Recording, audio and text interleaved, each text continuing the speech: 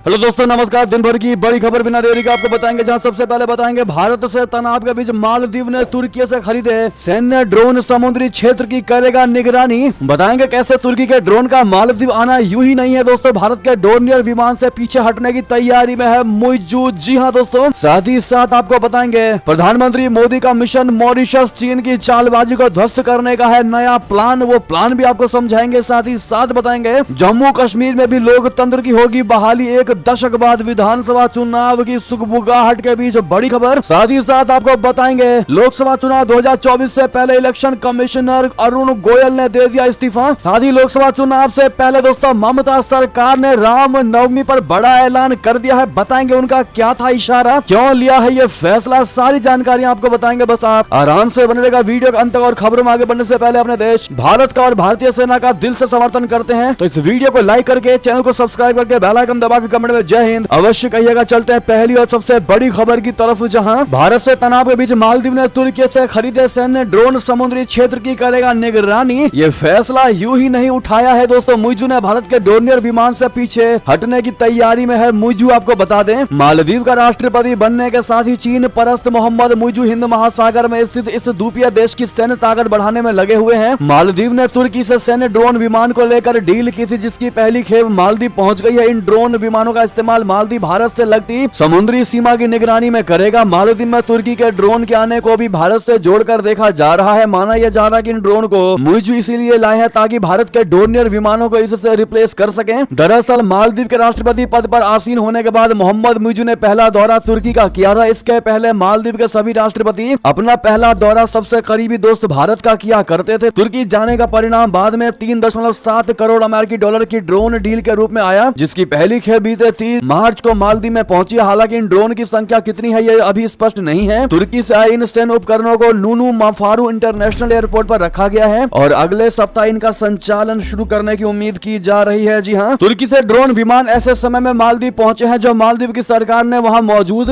भारतीय सैनिकों की वापसी के लिए डेडलाइन दे दी है। ये सैन्य अधिकारी मालदीव की सेना को प्रशिक्षण देने के अलावा भारत की तरफ से मालदीव राष्ट्रीय रक्षा बल को उपहार में दिए गए ध्रुव एडवांस्ड लाइट हेलीकॉप्टर और डोर्नियर विमानों के संचालन और रख रखाव के लिए वहां मौजूद थे। अब ऐसे में दोस्तों तुर्की के ड्रोन का मालदीव ने यूं ही खरीदारी नहीं की दोस्तों, भारत के डोर्नियर विमान से पीछे हटने की पूरी तैयारी में है मुइज़ू। और हर बार की तरह हम दोस्तों इस बार भी कहना चाहेंगे कि भारत से मालदीव का कटना कहीं ना कहीं मुइज़ू को बहुत भारी पड़ेगा और आने वाले समय में उसको रियलाइज होगा कि भारत के साथ रिश्ते खत्म करना उसकी सबसे बड़ी भूल थी। अगली खबर बता दें, पाकिस्तान के 14वें राष्ट्रपति बने आसिफ अली जरदारी दूसरी बार संभालेंगे कमान। बता दें आसिफ अली जरदारी पाकिस्तान के 14वें राष्ट्रपति के तौर पर चुन लिए गए हैं। पाकिस्तान की नेशनल असेंबली और प्रांतीय विधानसभाओं के सदस्यों ने शनिवार को राष्ट्रपति चुनाव के लिए मतदान किया, जिसमें आसिफ अली जरदारी की जीत हुई है। जरदारी दूसरी बार पाकिस्तान के राष्ट्रपति बनने वाले पहले शख्सियत हैं। इससे पहले आसिफ अली जरदारी 2008 से 2013 तक राष्ट्रपति पद पर रह चुके हैं। राष्ट्रपति चुनाव के लिए पाकिस्तान के निचले सदन, ऊपरी सदन और 4 प्रांतीय विधानसभाओं में मतदान हुआ और सदस्यों ने सुबह 10 बजे से शाम 4 बजे तक अपने मताधिकार का प्रयोग किया। नेक्स्ट खबर बता दें, पीएम मोदी का मिशन मॉरिशस, चीन की चालबाजी को ध्वस्त करने का नया प्लान। जी हां, 2015 में मॉरिशस की अपनी आधिकारिक यात्रा के दौरान भारतीय प्रधानमंत्री नरेंद्र मोदी ने मॉरिशस को छोटा भारत कहा था। इसी मॉरिशस ने राष्ट्रपति द्रौपदी मुर्मू का राजकीय दौरा होने वाला है। द्रौपदी मुर्मू के इस दौरे को मालदीव में चीन की चालबाजी को ध्वस्त करने की नई नीति मानी जा रही है। द्रौपदी मुर्मू का यह दौरा 11 से 13 मार्च तक होगा, जहां वो इस द्वीप राष्ट्र के राष्ट्रीय दिवस समारोह में मुख्य अतिथि के रूप में शिरकत करेंगी। 12 मार्च को मॉरिशस के राष्ट्रीय दिवस समारोह मनाया जाता है। दोनों देशों के बीच राजनयिक संबंध 1948 में स्थापित हुए थे। जी हाँ दोस्तों, राष्ट्रपति द्रौपदी मुर्मू का दौरा एक ऐसे समय हो रहा है जब मालदीव के मौजूदा राष्ट्रपति मोहम्मद मुइज़ू के सत्ता में आते ही मालदीव के भारत से रिश्ते बिगड़ने लगे हैं और चीन के साथ करीबी बढ़ रही है। तो वहीं इस बीच एक खबर यह भी आई है कि 10 मार्च को भारत मालदीव से अपने सैनिकों को बुलाने की शुरुआत कर रहा है। बता दें कि साल 2000 के बाद से मॉरिशस के राष्ट्रीय दिवस समारोह में मुख्य अतिथि के रूप में शामिल होने वाली द्रौपदी मुर्मू छठी भारतीय राष्ट्रपति हैं। 2 युद्धपोतों INS तीर और CGS सारथी के साथ भारतीय नौसेना की एक टुकड़ी भी इसी समारोह में हिस्सा लेंगी। नेक्स्ट खबर बता दें, जम्मू कश्मीर में भी लोकतंत्र की होगी बहाली, एक दशक बाद विधानसभा चुनाव की सुगबुगाहट। जी हां, अगले सप्ताह देश में आम चुनावों का ऐलान हो सकता है। भारत चुनाव आयोग सूत्रों के अनुसार गुरुवार या शुक्रवार को देश में होने वाले लोकसभा चुनाव का शेड्यूल जारी कर आचार संहिता भी लागू कर दी जाएगी। चुनाव आयोग के जम्मू कश्मीर में चुनाव के इंतजामों को परख कर लौटने के बाद इलेक्शन डेट्स का ऐलान कर दिया जाएगा। एक दशक बाद जम्मू कश्मीर में लोकतंत्र बहाली की तैयारियां दिख रही हैं। यहाँ विधानसभा चुनाव 2014 के बाद से नहीं हो सके हैं। दरअसल सुप्रीम कोर्ट ने भारत चुनाव आयोग को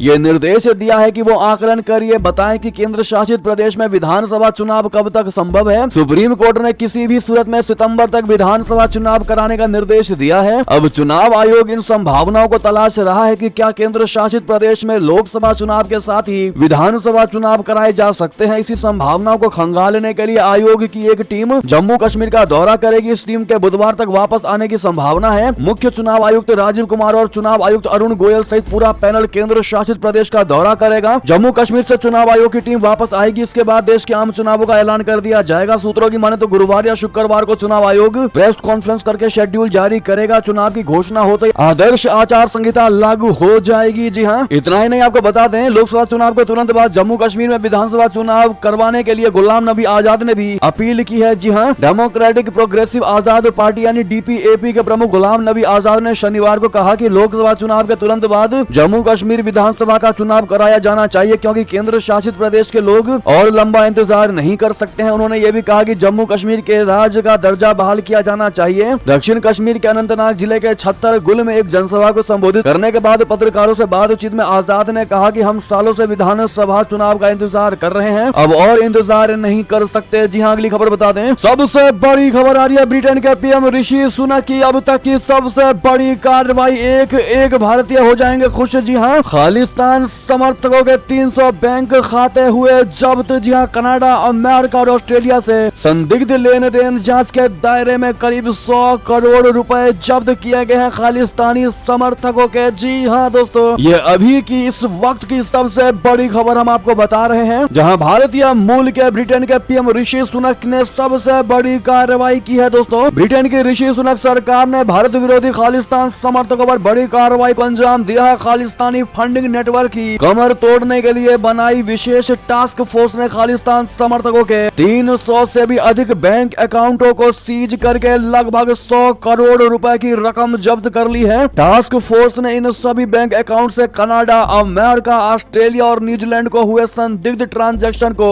ट्रैक किया था। सूत्रों के अनुसार खालिस्तान समर्थक सिख फॉर जस्टिस यानी एसएफजे के अकाउंट में 20 करोड़ रुपए सीज किए गए हैं। एसएफजे ने स्कॉटलैंड में खालिस्तान के समर्थन में रेफरेंडम के लिए ये रकम जमा की थी। जी हाँ, टास्क फोर्स ने खालिस्तान समर्थकों के अमेरिका में नेटवर्क के भंडाफोड़ के लिए जांच एजेंसी एफबीआई से भी संपर्क साधा है। टास्क फोर्स के एक अफसर ने बताया है कि भारत में प्रतिबंधित संगठनों के अमेरिका में बसे नेताओं की फंडिंग को रोकने के लिए एक दल अगले महीने अमेरिका जाएगा। बैंक अकाउंट सीज होने की कार्रवाई तेज होने पर आशंका है कि हवाला के जरिए फंडिंग हो सकती है। जी हाँ दोस्तों, ऐसे में भारतीय मूल के ब्रिटेन के पीएम ऋषि सुनक की इस बड़ी कार्रवाई का अगर आप भी समर्थन करते हैं दोस्तों तो थैंक यू ऋषि सुनक जी, और साथ ही साथ इस कार्रवाई पर आपकी क्या निजी राय होगी दोस्तों कमेंट में लिखकर जरूर बताइएगा। चलते हैं अगली बड़ी खबर की तरफ, जहां नेपाल के पशुपतिनाथ मंदिर में महाशिवरात्रि पर लाखों श्रद्धालुओं ने किए भोले बाबा के दर्शन। बता दें, महाशिवरात्रि के अवसर पर शुक्रवार को यहां पशुपतिनाथ मंदिर में भगवान शिव की पूजा अर्चना के लिए नेपाल और भारत के श्रद्धालुओं का तांता लगा रहा और ऐसी उम्मीद की जा रही है कि इस अवसर पर करीब 10 लाख श्रद्धालु भगवान महादेव का दर्शन करेंगे। अधिकारियों ने बताया है कि पशुपतिनाथ मंदिर स्थित ऐतिहासिक शिवलिंग के दर्शन के लिए हजारों भक्त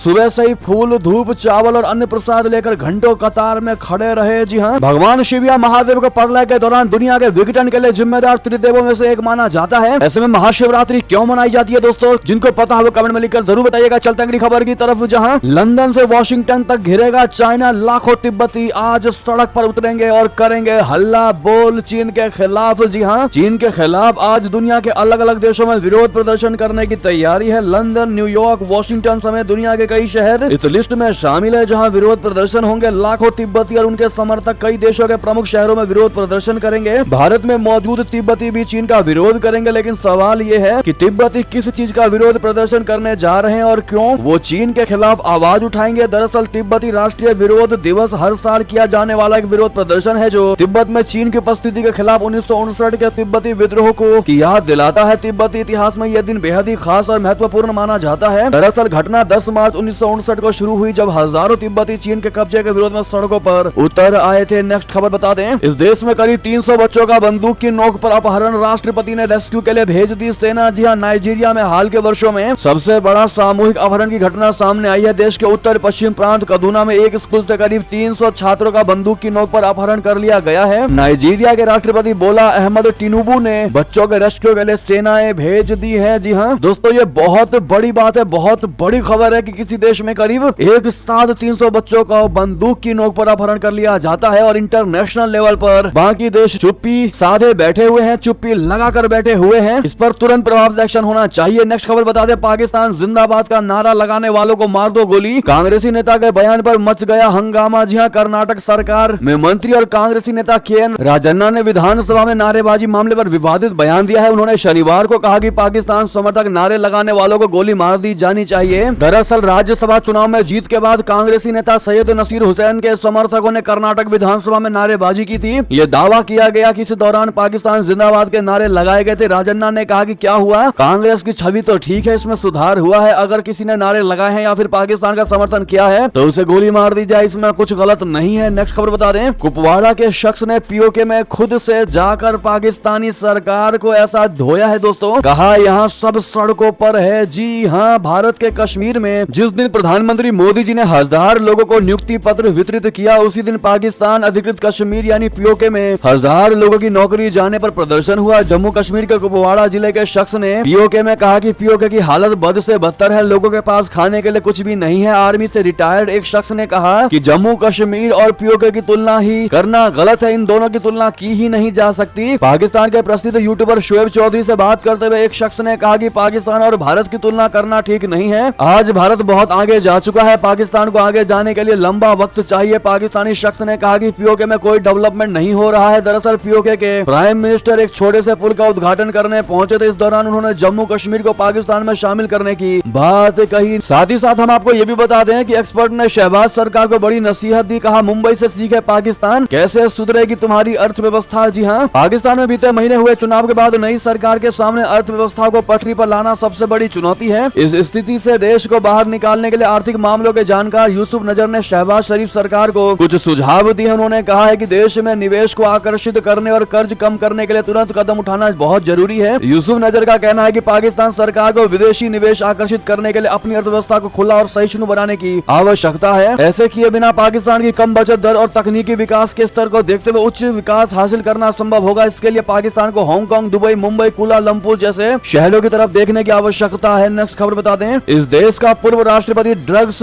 तस्करी में दोषी करार, अमेरिका ने हथकड़ी लगा निकाली परेड। बता दें, होंडुरास के पूर्व राष्ट्रपति जुआन और लैंडो हर्नांडेज को मादक पदार्थ तस्करों के साथ साजिश रचने और अपने सैन्य व पुलिस बलों की मदद से कई टन कोकीन निर्बाध रूप से अमेरिका लाने के मामले में शुक्रवार को न्यूयॉर्क में दोषी ठहराया गया। जूरी ने 2 सप्ताह की सुनवाई के बाद एक संघीय अदालत में फैसला सुनाया। इस मामले पर हर्नांडेज के देश में भी लोग करीबी से नजर रख रहे थे। हर्नांडेज ने लगभग 1 करोड़ की आबादी वाले मध्य अमेरिकी राष्ट्र के नेता के रूप में 2 कार्यकाल में शासन किया था। जी हाँ, अगली खबर बता दें, ईरान वाली पाइपलाइन का निर्माण जारी रहेगा चाहे अमेरिका पसंद करे या ना करे, पाकिस्तान ने ये कहते हुए धमकाया है। दरअसल पाकिस्तान ने ईरान के साथ गैस पाइपलाइन निर्माण को लेकर अमेरिका को धमकी दी है। पाकिस्तान ने कहा है कि वो ईरान को जोड़ने वाली 80 किलोमीटर लंबी पाइपलाइन का निर्माण कार्य जारी रखेगा चाहे इसे अमेरिका पसंद करे या नहीं। इसे पाकिस्तान की अमेरिका को धमकी की तरह देखा जा रहा है। अमेरिका ने 2 टुक लहजे में कहा है कि अगर कोई देश उसकी मंजूरी के बिना ईरान से गैस खरीदता है या किसी दूसरी तरह का नया व्यापार शुरू करता है तो उसे प्रतिबंधों का सामना करना पड़ेगा। हालांकि पाकिस्तान उन प्रतिबंधों की परवाह किए बिना ईरान के साथ व्यापार पर जोर दे रहा है। जी हाँ, साथ ही बता दें, गाजा पट्टी को टुकड़े टुकड़े करने की तैयारी में इजराइल बीचों बीच से बना रहा नई सड़क। जी हाँ, इजराइल गाजा पट्टी को 2 भागों में विभाजित करने के लिए एक सड़क का निर्माण किया जा रहा है। इस बात का खुलासा एक नई सैटेलाइट इमेजरी से हुआ है। इस सड़क का निर्माण खुद इजरायली सेना कर रही है। यह सड़क इजरायली जमीन से होते हुए भूमध्य सागर के तट तक पहुंच गई है। इजरायली अधिकारियों ने कहा है कि आने वाले महीनों और वर्षों तक क्षेत्र को नियंत्रित करने की सुरक्षा योजना का हिस्सा है। साथ ही बता दें, गाजा में एक साथ बरस रही राहत और आफत, रॉकेट की तरह गिर रहे फूड पैकेट, कई फलस्तीनियों की मौत। जी हाँ, गाजा में आसमान से राहत और आफत दोनों एक साथ बरस रही है। एक तरफ गाजा इजरायली हमलों से बेहाल है तो वहीं दूसरी तरफ भूख से बिलख रहे लोगों के लिए हवाई जहाजों से राहत सामग्रियां पहुंचाई जा रही हैं। विदेशी विमानों द्वारा राहत सामग्री पहुंचाने की कोशिशें लगातार जारी हैं। अस्थायी पैराशूट की मदद से राहत सामग्री के बक्सों को गिराया जा रहा है, लेकिन भूख से बेहाल लाखों लोगों के लिए ये नाकाफी साबित हो रही है। जी हाँ, नेक्स्ट खबर बता दें, नमाज अदा करते लोगों को लात मारने वाले मामले पर भड़के ओवैसी, कहा घटना ने झकझोर करके रख दिया। जी हाँ, AI एआईएमआईएम के अध्यक्ष असदुद्दीन ओवैसी ने उत्तरी दिल्ली में सड़क पर नमाज अदा कर रहे कुछ लोगों को दिल्ली पुलिस के एक उप निरीक्षक द्वारा लात मारने की कथित घटना की निंदा की। असदुद्दीन ओवैसी ने शनिवार को कहा कि इस घटना ने सभी को झकझोर करके रख दिया है। यहाँ संवाददाताओं को संबोधित करते हुए हैदराबाद के सांसद ने कहा कि हमने वीडियो देखा, इससे साफ पता चलता है कि मुसलमानों के खिलाफ किस तरह नफरत पैदा की गई है और उस पुलिसकर्मी के मन में मुसलमानों के खिलाफ कितनी नफरत है। दिल्ली पुलिस के एक उप निरीक्षक द्वारा शुक्रवार को उत्तरी दिल्ली के इंद्रलोक इलाके में सड़क पर नमाज अदा कर रहे कुछ लोगों को धक्का देने और लात मारने की घटना को लेकर सैकड़ों स्थानीय लोगों ने विरोध प्रदर्शन किया। इसके बाद आरोपी उप निरीक्षक को तत्काल प्रभाव से निलंबित कर दिया गया है। ओवैसी ने कहा कि इस घटना ने सभी को झकझोर करके रख दिया है। ये दर्शाता है कि मुसलमानों की कितनी गरिमा और इज्जत है। मैं प्रधानमंत्री नरेंद्र मोदी से पूछना चाहता हूं, क्योंकि दिल्ली में कानून व्यवस्था केंद्र सरकार के अधीन है, मैं प्रधानमंत्री भारतीय जनता पार्टी के लोगों से पूछना चाहता हूं कि वो व्यक्ति जिससे लात मारी गई और अपमानित किया गया वो किस परिवार से ताल्लुक रखता है। ओवैसी ने कहा कि मुसलमानों का इतना अपमान क्यों है। उन्होंने कहा कि नमाजियों को लात मारने वाले को शायद बीजेपी वाले अपना कैंडिडेट बना दें, लेकिन हम सब जानते हैं उसमें इतनी हिम्मत इसीलिए आई लात मारने की क्योंकि समाज के एक बड़े हिस्से में अब मुसलमानों के साथ ऐसा सलूक करना गर्व की बात हो चुकी है। पुलिस वाले की गुलपोशी होगी अगर शायद उसे भाजपा वाले अपना कैंडिडेट भी बना दें। जो लोग सड़क अधिकार रक्षक बन रहे हैं वो ये बताएं कि गुड़गांव में तो मुसलमान पुलिस परमिशन से एक खाली प्लॉट में नमाज पढ़ते थे, संघियों को वो भी नहीं पचा। दोस्तों इस मुद्दे पर काफी भड़कते नजर आए ओवैसी, जिन्होंने ये बयान दिया है। अगली खबर बता दें, यूक्रेन की राह पर एक और पूर्व सोवियत देश पुतिन की बढ़ेगी टेंशन, भारत का है करीबी दोस्त। जी हां, रशिया का एक और पुराना साथी यूक्रेन की राह पर चलने जा रहा है। इस देश ने रशिया विरोधी माने जाने वाले यूरोपीय संघ की सदस्यता लेने की कोशिश को तेज कर दिया है। इस देश का नाम आर्मेनिया है। आर्मेनिया के विदेश मंत्री अरारत मिजायन ने कहा कि उनका देश यूरोपीय संघ की सदस्यता के लिए आवेदन पर विचार कर रहा है। आर्मेनिया का पारंपरिक सहयोगी रशिया के साथ तनावपूर्ण संबंध है, इस कारण वो पश्चिम के साथ घनिष्ठ संबंध बनाना चाहता है। आर्मेनिया भारत का भी दोस्त है। आर्मेनिया ने भारत से बड़ी मात्रा में हथियार भी खरीदे हैं। नेक्स्ट खबर बता दें, लोकसभा चुनाव 2024 से पहले इलेक्शन कमिश्नर अरुण गोयल ने दिया इस्तीफा। जी हां, लोकसभा चुनाव की तारीखों के ऐलान से ठीक पहले इलेक्शनर कमिश्नर अरुण गोयल ने इस्तीफा दे दिया है। उनका इस्तीफा ऐसे समय में आया है जब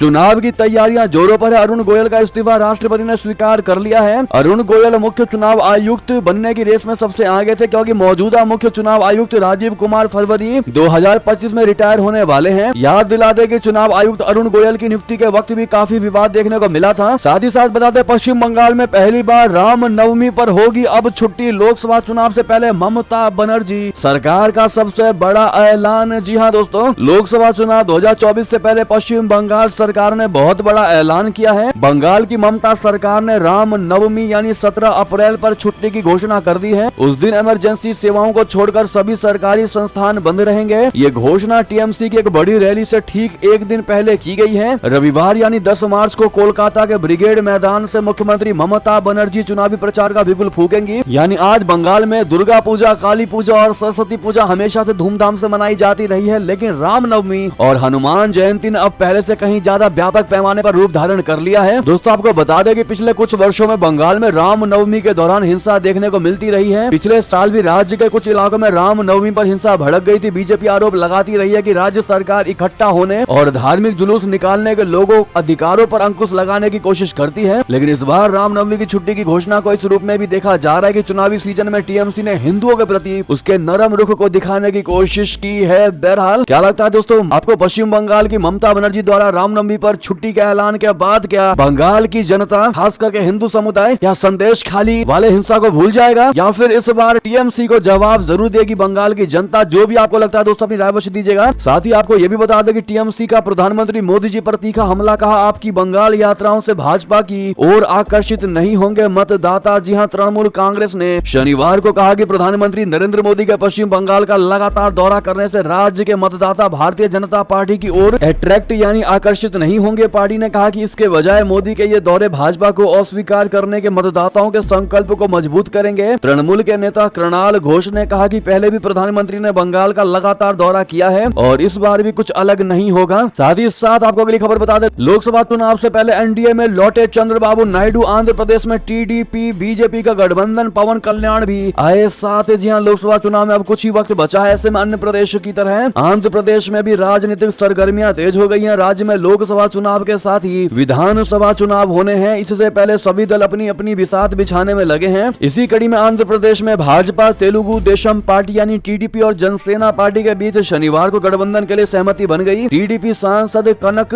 मेदाला रविंद्र कुमार ने भी बताया कि उनकी पार्टी एनडीए में शामिल हो रही है। जी हाँ, शनिवार को तेलुगु देशम पार्टी के अध्यक्ष चंद्रबाबू नायडू ने केंद्रीय गृह मंत्री अमित शाह जी से गठबंधन के मुद्दे को लेकर मुलाकात की। इसमें टीडीपी सुप्रीमो चंद्रबाबू नायडू और जनसेना पार्टी के अध्यक्ष पवन कल्याण भी शामिल हुए। नेक्स्ट खबर बता दें, हाथ में त्रिशूल, माथे में तिलक, काशी में नए लुक में नजर आए प्रधानमंत्री नरेंद्र मोदी। जी हाँ, भारतीय प्रधानमंत्री नरेंद्र मोदी इन दिनों चुनावी मोड में नजर आ रहे हैं। वो अलग अलग राज्यों का दौरा करके चुनावी रणनीति को अमली जामा पहनाने की कोशिश में जुटे हैं। इस बीच वो काशी विश्वनाथ मंदिर में भगवान के दर्शन करने भी पहुंचे। वाराणसी उनका संसदीय क्षेत्र भी है। ऐसे में पीएम मोदी एक भक्त के रूप में काशी विश्वनाथ मंदिर पहुंचे थे। पीएम मोदी के हाथ में त्रिशूल था, माथे पर तिलक लगा हुआ था, गले में माला थी और उनके चेहरे पर थकान के साथ खुशी भी दिखाई दे रही है। पीएम मोदी ने खुद अपनी ये तस्वीर शेयर की। इसके साथ उन्होंने कुल 3 फोटो शेयर किए। अन्य 2 फोटो में भी वो महादेव की भक्ति में डूबे नजर आ रहे हैं। दूसरी फोटो में पीएम मोदी हाथ जोड़े हुए बैठे हैं और पुजारी उनके माथे पर तिलक लगा रहे हैं। तो वहीं तीसरी फोटो में वो मंदिर के बाहर से भगवान को प्रणाम कर रहे हैं। जी हाँ, से मैं आप भी कमेंट में हर हर महादेव जरूर कहिएगा। साथ ही साथ आपको बता दें, किसान आंदोलन को लेकर खुफिया अलर्ट से बढ़ी दिल्ली की चिंता। 5 राज्यों की पुलिस आई एक साथ। जी हाँ, किसान आंदोलन को लेकर केंद्रीय गृह मंत्रालय के तहत काम करने वाली खुफिया एजेंसी को जो अलर्ट मिल रहे हैं, उससे दिल्ली की चिंता बढ़ गई है। दिल्ली सहित 5 राज्यों की पुलिस एक ही प्लान पर काम कर रही है। सूत्रों के मुताबिक राष्ट्रीय राजधानी की तरफ बढ़ रहे किसानों को जंतर मंतर तक न पहुंचने दिया जाए, पुलिस इसी एंगल पर काम कर रही है। किसान संगठनों ने 10 मार्च को 4 घंटे तक रेल रोकने का आह्वान किया है। उसके बाद 14 मार्च को रामलीला मैदान में किसान महापंचायत करने की बात कही है। हालांकि इस बार किसान ट्रैक्टर के बिना ही दिल्ली पहुंच रहे हैं। खुफिया एजेंसी का अलर्ट पर रेल, मेट्रो और दूसरे सार्वजनिक परिवहन के साधन पुलिस के रडार पर है। हरियाणा, पंजाब, दिल्ली, यूपी और राजस्थान पुलिस अतिरिक्त सतर्कता बरत रही है। साथ ही आपको ये भी बता दें, केंद्र सरकार पर अखिलेश यादव का निशाना। कहा इनके 10 साल हो चुके हैं, जनता इनका अच्छा विदाई करेगी। जहां समाजवादी पार्टी का मुखिया व यूपी के पूर्व मुख्यमंत्री अखिलेश यादव ने कल लखनऊ में प्रेस कॉन्फ्रेंस की। इसी दौरान उन्होंने मीडिया कर्मियों से बात करते हुए कहा कि हमारा पीडीए का परिवार बढ़ता जा रहा है। ये सभी लोग 2024 में समाजवादी विचारधारा को आगे बढ़ाएंगे। उन्होंने कहा ये लोकतंत्र और संविधान बचाने का समय है। 10 साल से ज्यादा हिटलर का शासन नहीं चला, इनके भी 10 साल हो चुके हैं। उत्तर प्रदेश की जनता स्वागत भी अच्छा करती है, विदाई भी अच्छा करती है। उन्होंने कहा कि सीबीआई, इनकम टैक्स और ईडी जैसे इन संस्थानों को जानबूझकर सरकार भेजती है। साथ ही साथ ये थी अभी की सारी बड़ी खबरें। आपको हमारी खबर कैसी लगी? आशा करता हूँ बहुत अच्छी लगी होगी। अगर थोड़ी भी अच्छी लगी है, इस वीडियो को दोस्तों में, भाइयों में, साथियों में, रिश्तेदारों में शेयर अवश्य कर दीजिएगा। और अभी कर दीजिए इस वीडियो को लाइक, चैनल कर दीजिए सब्सक्राइब, बेल आइकन दबाइए। साथ ही कमेंट बॉक्स में लिख दीजिएगा जय हिंद, जय भारत। और यहाँ तक बने रहने के लिए आप सभी का बहुत बहुत धन्यवाद।